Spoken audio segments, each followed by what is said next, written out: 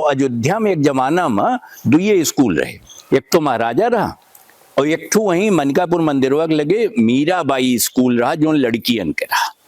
तो वहां लड़कियां पढ़त रही, लड़के यार पढ़त रहे।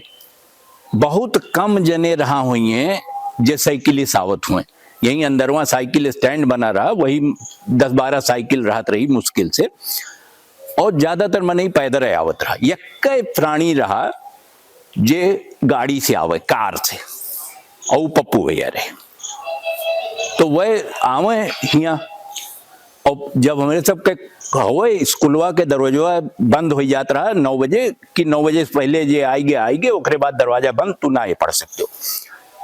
हमें जो चीज सबसे हैरान करे वाली लागत रही वही कि 60 साल पहले पूरे अयोध्या में सब अवधी बोले, लेकिन जैसे स्कूलवा के गेट के अंदर आओ तो अचानक सब खड़ी बोली बोले लगे। क्यों डांटत गांसत ना रहा, क्यों नहीं कहत रहा डंडा लेके घूमत हो कि मारब किया तू काहे खड़ी बोली नहीं बोलत हो, अवधी बोलत हो, लेकिन बोलत सब खड़ी बोली रहा स्कूलवा के अंदर।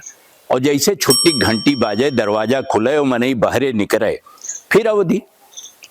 तो एक तरह से समझो कि खड़ी बोली का, हिंदी का कैसे आगे बढ़ावा गए, एक उदाहरण हुई घटना।